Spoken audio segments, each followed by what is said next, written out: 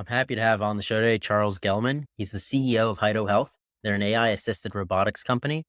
And we're just talking about how your path started early with some health issues that drove you to solve some of the problems here with AI assisted robotics. So, what happened in your younger years? Yeah, so thank you for having me on the show, Chad. I appreciate it and look forward to talking about the future of care. When I was in my early 20s, I went to the physician like many of us do for that annual checkup. And then I thought I had a kidney stone. I had a family history. And they told me basically to, so to speak, walk it off and just deal with the pain. Ends up a couple of weeks later, I come back to the hospital with ruptured appendicitis and septic shock. So spent a couple of weeks in the ICU. Again, I was in my early 20s, super naive, didn't really know much about the healthcare system, how it works, how to navigate it. And that really changed my course trajectory. So when we say failing to success or failing forward, I definitely failed at understanding to listen to my body myself and also failed to understand the healthcare at that time. And also, they didn't properly diagnose you there. And that, if they had diagnosed you properly from the beginning, it would change path. Yeah, it's pretty complicated though, because providers are dependent upon patient communication. And like I said, they do the best with what they got, looking at the outcomes. And it is very similar when you start looking at the diagnosis of ruptured appendicitis and the quadrant within the body. It really comes down to clinical experience, medical training, and location. And there's a lot of variables that exist within the healthcare marketplace. And you just rinse and repeat that over and over again. And that's why we have such a rare variety of different distribution of outcomes amongst, people across the country and the world. So, how does your technology help solve some of these problems? And so what we do is we help level the playing field. People have been speaking quite a bit about health equity and how do you make sure that folks can understand exactly what's going on. So educating them, ensuring that they're able to follow the directions of the providers, nurses, pharmacists, doctors, and then are capable of essentially understanding their disease state and how to treat it. And there's really three pillars once you start looking at people's health. One is exercise and mobility. Two is nutrition and diet. And three is medication related. So if people are challenged with the first two, the third one, they usually have a hard time with, and that's what we are approaching with Hido to smooth that out and really make sure that people are able to get the assistance that they need at home when needed and as needed. Is this your first venture in the space? This is not my first venture within healthcare. We did it was a data analytics company and it was called QualCare. That was one of my first startups and that definitely failed. Didn't fail to success. It just it failed to fail because there's definitely some lessons learned behind that one, but we had quite an experience with that. So I'm really grateful to have that be my first failure. What were the lessons that came from it then made this one stronger? Yeah, there's a lot of discussions around bootstrapping startups and going as far as you can without funding. And what I quickly realized is with that particular type of startup, my competitor at that time had venture capital money, $20, $30 million in the bank and a huge team versus us who were super small, dynamic, but we didn't have the funding to really expand and grow. And they were able to get their product up for free. And that's a really tough model without having a lot of capital in the bank to follow. So that was my first lesson learned is that some startups and some companies do require capital in order to continue to push forward and get that market share until you have enough of a presence where you can monetize it. Yeah, I would think in the health space, it's really a requirement to have a lot of funding around you. Yeah, I think it depends on the type of venture and what you're going after. Most of the healthcare related companies do have a pretty large capital injection at the beginning, and that's needed for compliance and regulatory as well as build up the team in the marketplace. Now having the experience of the bootstrapping versus the raising capital, is your preference now I will always raise capital when I run companies?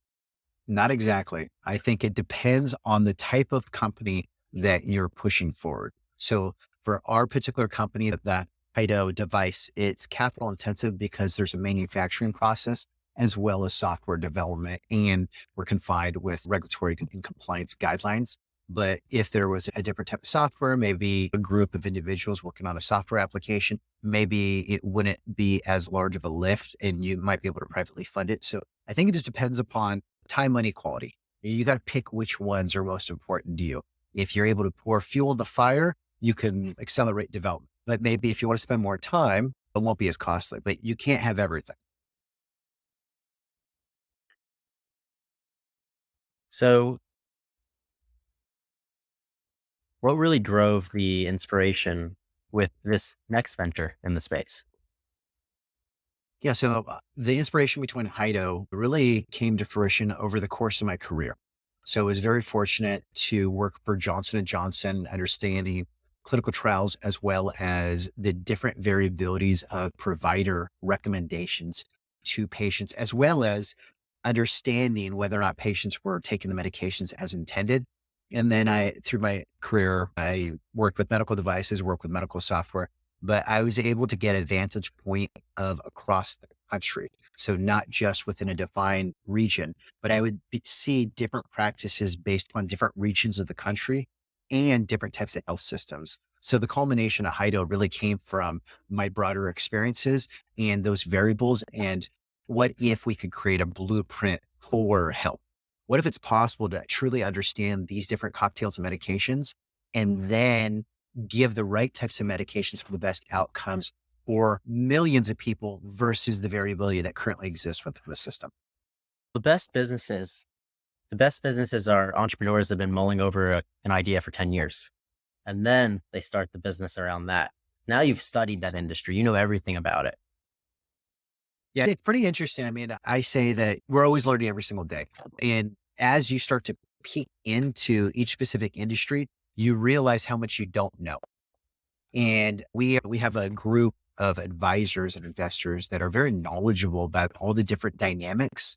And to have a team be successful, it's much broader than that team. You have to have a wide cast of characters that are really driven to push things forward and impact whatever your specific milestones are or the vision of the company moving forward. So choosing the team is one thing, but then choosing a board of advisors, that's a whole nother thing. So what was that process like for you in finding the right people? So it really comes down to talking to a bunch of folks, developing relationships, seeing who's the right fit. Just because people look good on paper doesn't mean they're the right fit for your particular company or your particular venture. So there's a lot of impressive CVs. There's a lot of impressive people, but you have to get to know them to determine if they're going to help you move forward or potentially are they going to be a time suck. And then you're 2 steps back where you need to start stepping forward. So how long did it take, the whole process of kind of finding the right board? It evolves over time. There's no right board.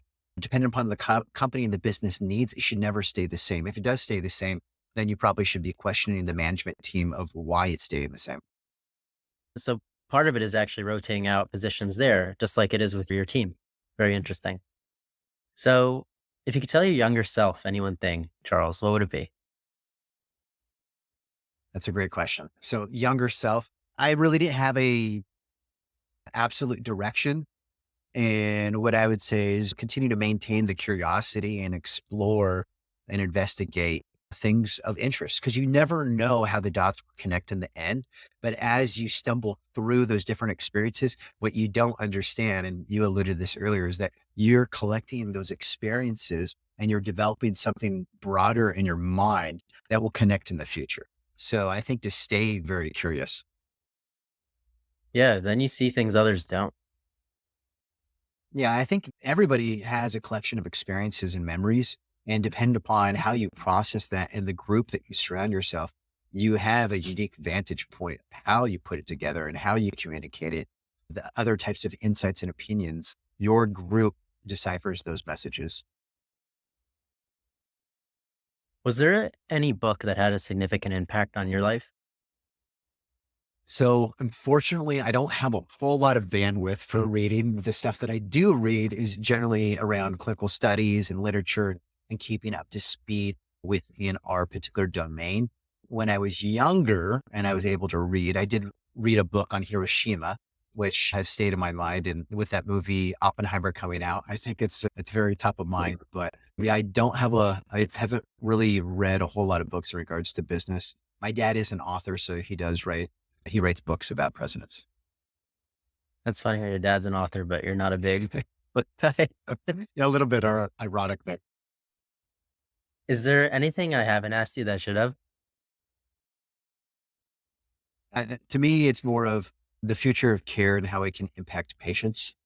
I think that to me is of interest, not to me personally, but I think of interest to millions of people. The one question that I think is interesting is that how do we change the current dynamic of home care in the future and creating transparency and accountability and the assistance for those millions of people that struggle now, I think is a very interesting thing to think about.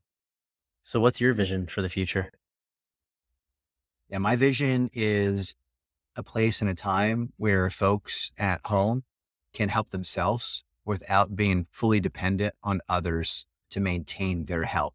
So they can live like you and I, and they can be independent, or if they want to have a conversation or if they want to jump out to the grocery store, go to the beach, what have you, they'll have the opportunity to do so without being fully dependent on others. So I see a future where there's AI assisted technologies, whether it's one for medication, Hido, or maybe it's a smartphone or microwave or other areas where people have the type of assistance that they need so they can live independently. So, if one of our listeners wanted to get in touch with your company or reach out, how could they do so? Yeah, so you can visit us at hidohealth.com, or you can go on our YouTube channel and query also Hido Health. We have a number of videos on there as well as patient testimonials ranging from folks with dementia to cardiovascular disease to diabetes. And you can see some of their stories and the type of impact that Hido has had on their lives. Thank you, Charles, for coming on the show. And thank you, everybody, for listening to another episode of Failing to Success. Make sure to smash that subscribe button. I'm your host, Chad Kaleky, and we'll see you next time.